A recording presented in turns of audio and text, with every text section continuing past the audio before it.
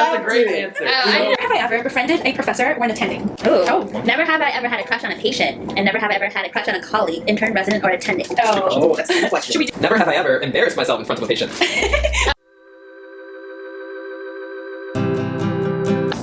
Ooh, never have I ever befriended a professor when attending. I feel like we need to clarify what does it mean What to is befriend? Yeah, that's... You consider that person to be your friend. 12 seconds later.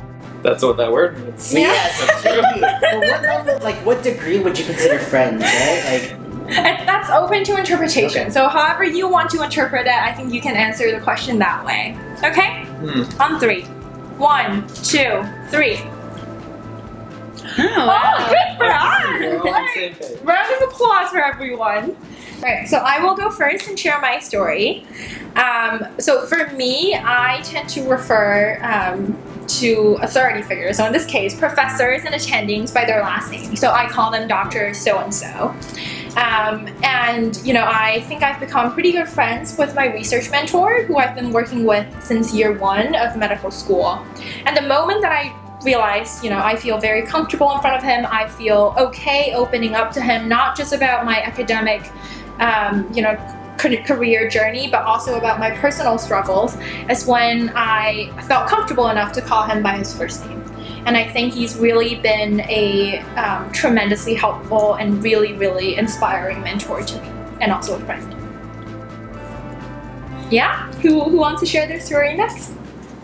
wow, you guys are all looking at me like you're all expecting. Okay. For me, yeah, like what she said, I have a very difficult time talking to professors, attendings, as anything more than casual. In fact, when I write my emails, I write, "Dear so-and-so, do you remember me? This is my name, this is who I am, this is my station, this is where we met." like the whole spiel. And that's what I was taught when I went through engineering school. You have to make sure everybody knows why you're talking to them.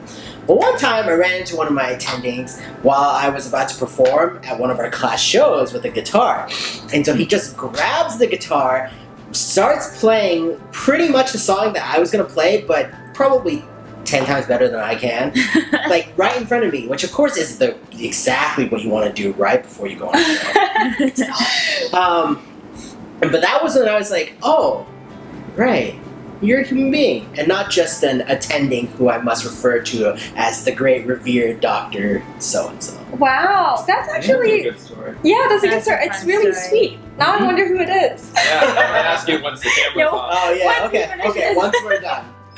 Wow, very cool. Oh wow, it was like me now. Yeah. Yeah, I think it's maybe it's a little bit of a cultural thing, or just the way medical school is. There is this like kind of barrier between us, even the residents, and then the attendings. Medicine is pretty hierarchical. Yeah, but I also feel like just listening to attendings, like sometimes they'll share their stories, they'll show photos of their kids, and that all makes them like more human, more approachable. You like realize, oh, you also went through this. Sometimes they'll share stories from when they were in med school, or when they were an intern, and so it's like nice to hear. Yeah, for sure. I guess that leaves me. Yeah, I mean, I think most of the attendings that I'm closest with are also research attendings, just because I think, I mean, during like clerkships, you're with attendings maybe for like a couple of weeks at most usually, so it's hard to really maintain a relationship beyond clerkships. But my research attendings, I mean, there's some I've been working since like first year, so like, you know, they've gone, like had like big life events that we've like talked about. But actually, I think over the last few months, obviously we're in New York City and COVID, it's really hard, so there was a lot of COVID research going on that was really urgent.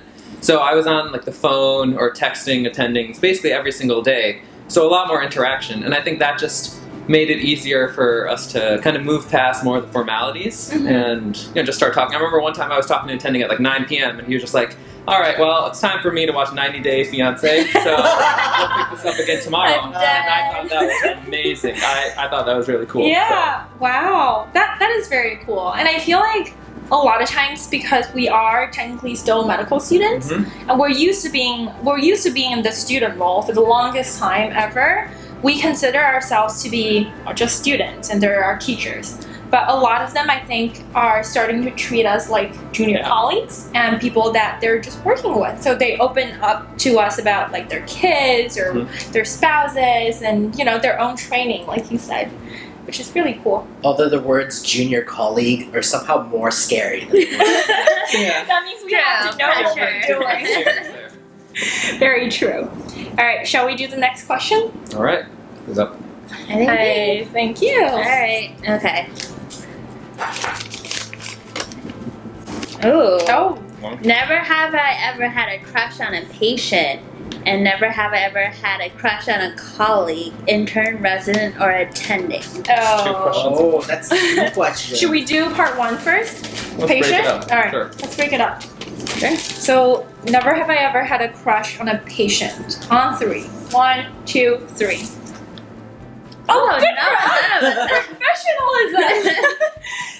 I do think though, because like we don't usually have that longitudinal care with patients, we just see them from when they're hospitalized. I think clerkship here, at least for us, skews very inpatient, and just by the virtue of it being inpatient, we don't have that longitudinal care that would maybe lend itself to more, you know, attachments. Yeah, no, that's a good Good point. answer. And I feel like, you know, starting from day 1 of medical school, they talk to us every single day about professionalism, the boundary between you as a physician or a medical personnel and, you know, patient who you're supposed to be taking care of professionally. That the boundary's there, and it's very clear to you from day 1. So it's hard. So unlike in Grey's Anatomy, we don't usually, you know, have romantic interest in our patients. Just a good thing. It also really helps when you're taking care of patients who are not in the same group of people you would consider Like the age dating, range. right?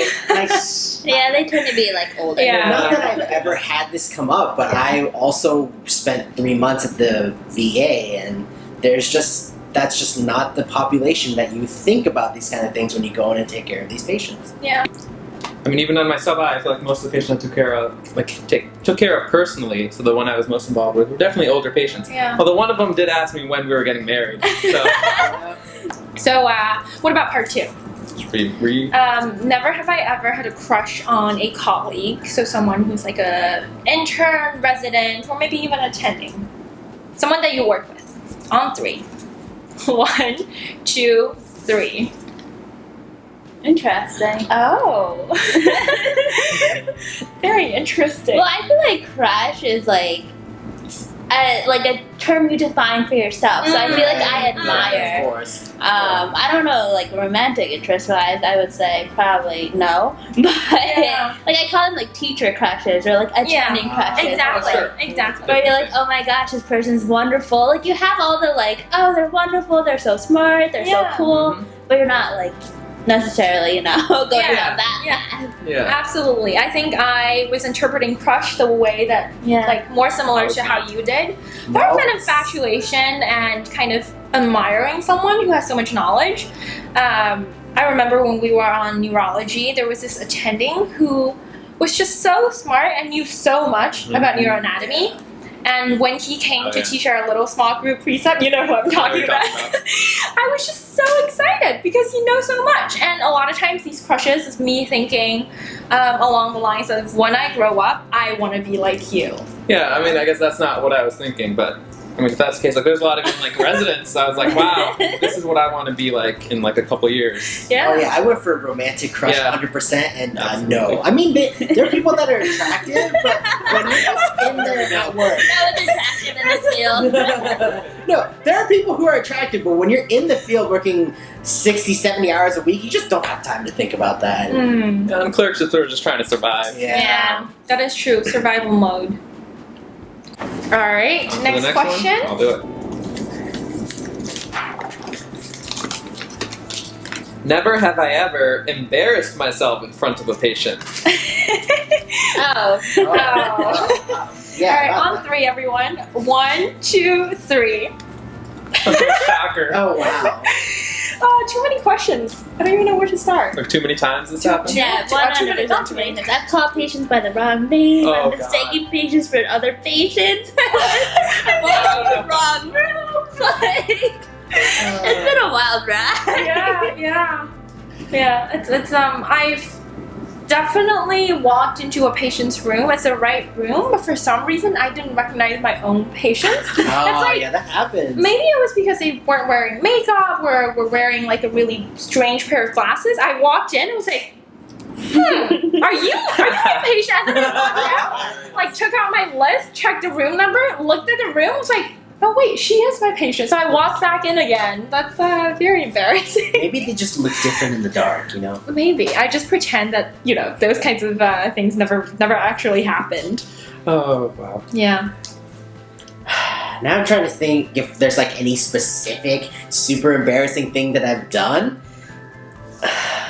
Because It's hard, right? it is hard because you like fundamentally want like block those out of your head. Because can you imagine Exactly, trying to like work the rest of the day after you like made that big goof during the moment and you're like, Yeah. oh, yeah, I'm gonna back out now, you know, like you just like want to hide. So I just learned to block them right out of my memory, at least for the day, you know. Yeah. I mean, while you're thinking, I guess I can say, I feel like the most embarrassing ones happen when I'm like covering for like other people's patients. Like Oh, sometimes on the weekend. Just because you're not as familiar. Yeah, I have no idea what's going on with these patients. It was actually like a few weekends ago.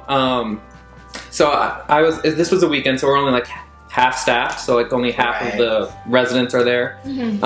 And my resident and I had split up the patients. And my resident was off doing something probably important, and Probably. probably important. I don't know where he was. And the nurse asked me to go check in on one of the patients that he was taking. That wasn't my patient. So I walk in, and there's also like a fellow from like gastroenterology there, and I don't even know this patient's name. Frankly, she was just like, "Oh, can you go check in this room?" And I go in, and then the fellow starts asking me questions about the patient in front of the patient, and I honestly don't really. I didn't have any answers. I was just like, not sure. Maybe he had like a surgery a couple days ago, maybe a week ago. I'm not really sure when the surgery was. And it was just especially mortifying because it was right in front of the patient. The patient was just staring at me the whole time, and I couldn't face him. Luckily, I didn't have to go in there again because I found my resident. But, Oh yeah, the only thing more embarrassing than that is doing that exact same thing, except it's a patient that you're going to take care of. Because I have done that.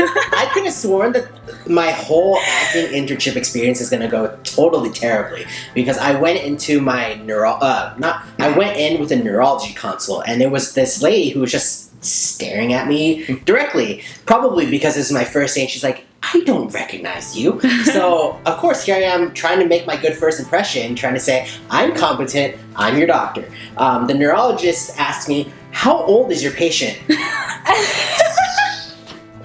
guys can, finish the rest of the story as you would like, but just it's pretty much how I felt for probably like the good 15, 20 minutes as they were asking me these very simple questions I should be able to answer about just general human beings. It's hard. It's hard. I've definitely had times when, I should know a lot more about my own patients, but, for whatever reason, I just didn't. And I get asked about that in front of a lot of other people, and that's very embarrassing. I had this one patient who had a lung condition, a pulmonary disease called interstitial lung disease. And, this was a patient who had stayed in the hospital for a really long time, and I got sign out on this patient when I started on my acting internship.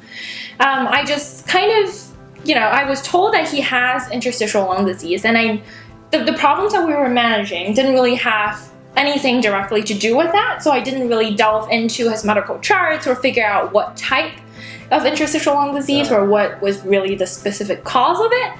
But when we had a rapid called on him, the critical care attending ran over, and the first thing he asked me in front of everybody, the respiration therapists and nurses, my resident, my interns, was, what type of ILD? And I was like, I have no idea. And, those kinds of moments, they give me hot flashes. I get very hot, very red, very embarrassed. But, they pass, and you learn from your mistakes, and know the next time when you have a patient like that, to delve into their medical history and actually to figure out what's going on. Or remember their age, Fundamental. You can say this is an elderly female, like this is a middle-aged That's what I've also relied on. Except one time I present to my attending, and I'm middle-aged female or whatever, and she's like, No, actually, I said an elderly female. Oh. And she's like, how old is she? And I was like, oh, like 60. And she's like, that's not elderly. Wow. I feel like 60 is like on the borderline. Yeah, so It's the middle age. We'll get the benefit of doubt. 60 is just young in some other person's terms, you know? It's kind of Yeah. hard for us to say sometimes. it depends. It depends. But yes, lesson learned. Lessons learned. Oh yeah. I do think the patients tend to be forgiving. Yeah. For the most part, like, as long as you're not, like, rude to them. Like embarrassing mistakes, like, they'll look past it, we'll look past it. Mm-hmm. As long as you're Exactly. trying your hardest. Exactly. They know that you're a student, you're still learning, and It happens. It Worst happens. things happen. yeah, as long as no harm is done, you know? Yep. Yeah, we're all learning. Thank you guys so much for doing these questions. That was really fun. Yeah, I it was learned fun. something. Having us here. Yeah, I learned something about all of you that I didn't know before. You know? No, it was useful. Yeah, Yeah. for anyone know. who's gonna start their clerkship year, it's interesting. It's fun. You'll learn a lot, and it's hard, but you make interesting, Yeah. interesting Stories. experiences. If you enjoyed this video, please like, comment, and subscribe to the channel. We will try to do more videos, getting other people involved, so you get a better sense of what, you know, different people's perspectives are and what their experiences are like. Thank you so much for watching. Hope you've enjoyed the video. See you in the next one. Goodbye. Bye. Bye.